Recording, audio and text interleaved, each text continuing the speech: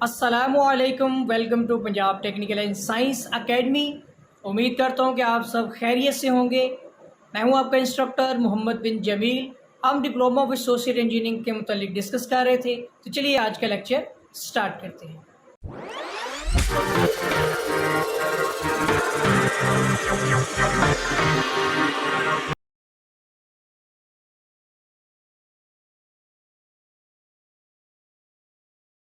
Engineering mechanics civil 263 chapter number 2 moment of inertia example number 2.14।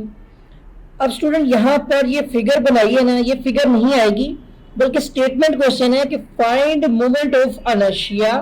क्या आपने moment of inertia मालूम करना है of a hollow rectangular section, एक ऐसा रेक्टेंगुलर यानी खोखला मुस्ततील नुमा section about its centre of gravity, उसके सेंटर ऑफ ग्रेविटी से मुतल्लिक, मतलब बिल्कुल सेंटर में होगा उसका जो सेंटर ऑफ ग्रेविटी है।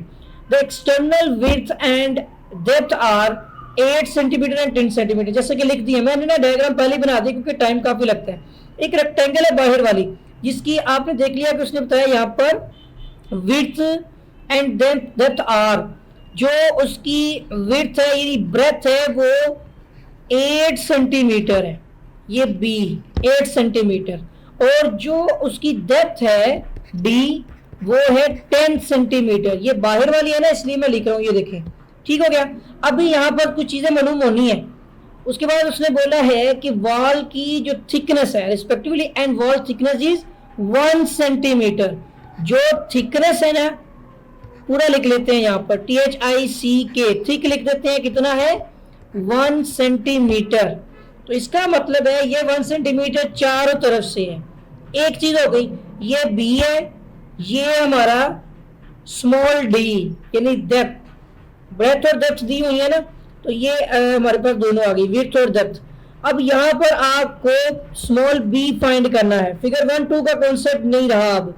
अब यहाँ पर मतलब बी है बड़ा और एक छोटा बी है, सेंटर से ही आपने मालूम करने हैं। यहाँ पर ये वाली वैल्यू देखिए, बी की वैल्यू कितनी हो जाएगी, देखिए यहाँ भी 1 सेंटीमीटर है, यहाँ भी 1 सेंटीमीटर है, ये भी हमने मालूम करना है।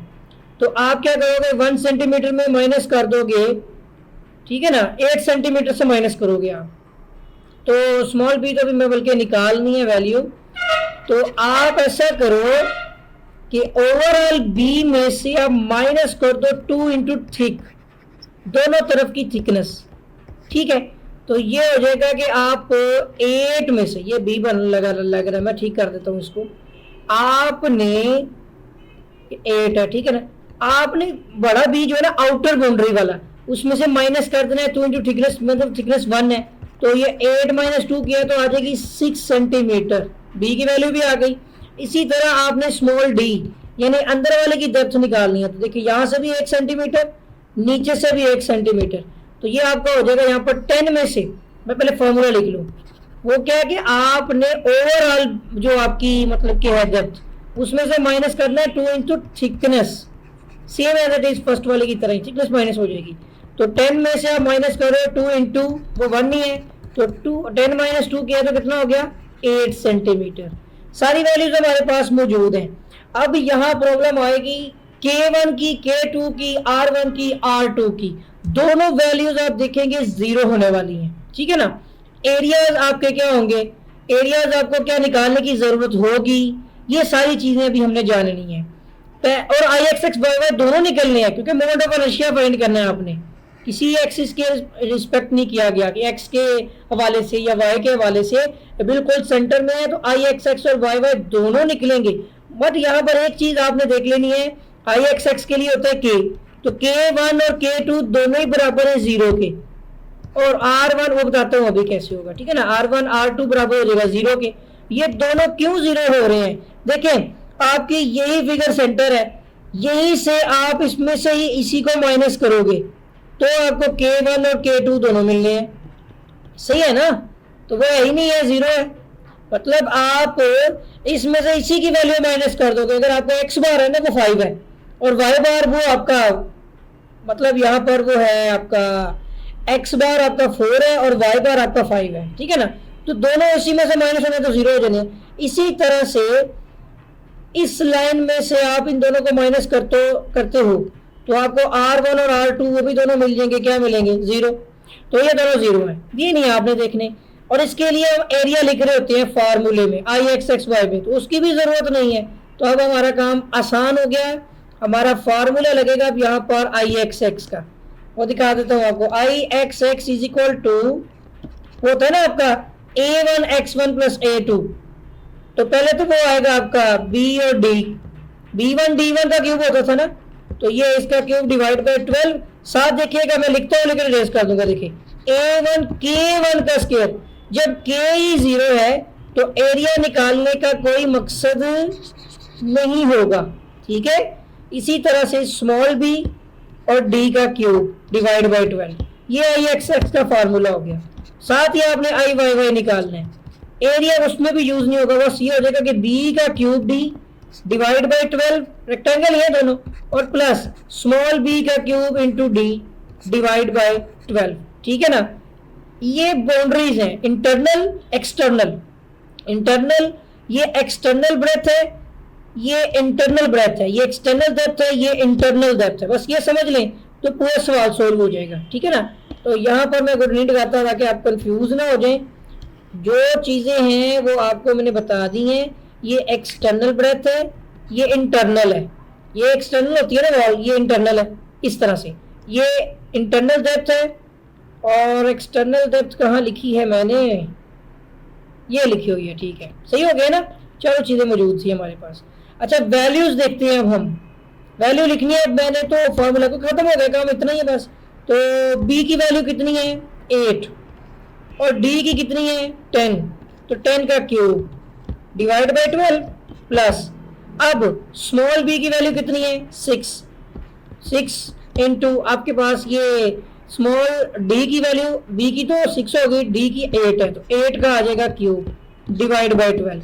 इसको हमने सिंप्लीफाई करना है, सेम एज इट इज आप देखेंगे यहाँ पर बस वैल्यू में हो गई 8 का क्यूब आ जाएगा। पहले 8 का क्यूब नहीं था 10 का था, अब ये उलट गई, डिवाइड बाय 12 प्लस। इसी तरह से आपका आ जाएगा यहाँ पर। हाँ एक चीज और जो गलती हम करेंगे यहाँ पर कि आपकी वैल्यूज नेगेटिव रहेंगी, ये अंदर वाली चीज सब्ट्रैक्ट हो रही है। फार्मूले में यहाँ पर आपने माइनस लगाना है, ठीक है, क्योंकि ये वैल्यू हो रही है सब्ट्रैक्ट यहाँ पर, इसलिए आपने कंफ्यूज नहीं होना। इसकी वैल्यू भी यहाँ पे हो रही है सब्ट्रैक्ट, मतलब जो अंदर वाला होलो ये सब्ट्रैक्ट, और फार्मूला भी मैं लिख देता हूँ वो भी सब्ट्रैक्ट में ही लिखेंगे हम, ठीक है ना। एक मिनट रुकिएगा, दोनों को इकट्ठा ही रेज कर देते हैं, और मैं इकट्ठा ही फार्मूला यहाँ पे बता दूं, ये भी सब्ट्रैक्ट हो रहा है, ठीक है ना। आउटर है एक्सटर्नल, उसमें से इंटरनल क्यों हो जाएगा माइनस, तो ये एक ऐसी पट्टी है सिर्फ इतनी अंदर से खाली है, खोखली है, ठीक है ना। ये पॉइंट बस रह गया था हमारा, बाकी सारा कुछ मेरा ख्याल क्लियर हो गया। ये लेकिन 6 का क्यूब आ गया 8 as it is divide by 12। अब इसको हम कर लेते हैं सिंप्लीफाई। देखिए मैं सबसे पहले पहला क्वेश्चन सोल्व कर लेते हैं हम आई एक्स एक्स को, एक मिनट रुकिएगा, ठीक है। अच्छा अब यहाँ पर आ जाएगा हमारे पास 10 का हम लेके यहाँ पर क्यूब, उसको मल्टीप्लाई कर देंगे 8 के साथ और डिवाइड बाय हम कर देंगे 12, तो वैल्यू क्या मिलेगी हमें, ये वाली वैल्यू मिल गई, ठीक है, 666.6 समथिंग, 666.6 समथिंग। बुक में पता नहीं आगे 7 भी लिखा हुआ है, कोई मसला नहीं है। अब आ जाएगा आपका 8 का cube, not a square, it's an cube. ओहो 8 का क्यूब मैंने नीचे से लेना था यहाँ से, ठीक है।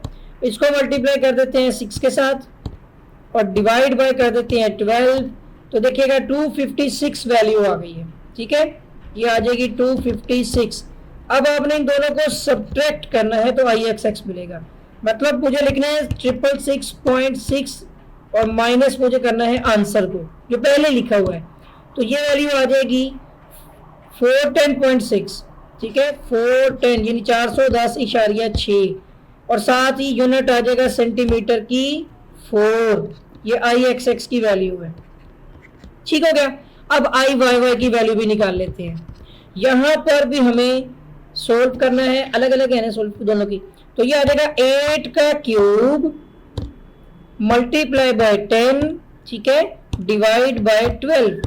तो वैल्यू आ गई मेरे पास 426.6, ठीक है, 426.6, और माइनस करेंगे इसमें से ये दूसरी वैल्यू को। अब उसकी बारी है, तो यहाँ पे आ जाएगा 6 का क्यूब,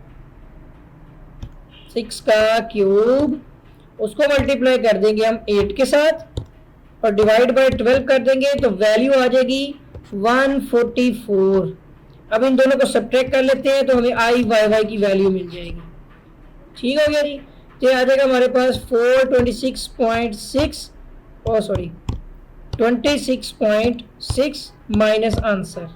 तो आंसर आ रहा है यहाँ पर इसका 282.6, ठीक है, 282.6। बुक में अगर आगे 7 लिखा हुआ है तो कोई बात नहीं, हो तो कोई और कैलकुलेशन की हुई है, पता होना नहीं चाहिए। आपके सामने मैं सोल्व कर रहा हूँ, कोई पाई वाली वैल्यू भी नहीं है, एज इट इज ही आ गया आंसर, ठीक है ना। 0.67 बनता नहीं है इसमें, ठीक है ना, वैसे भी ये होता होगा शायद, ये राउंड फिगर में बता रहा है आई थिंक।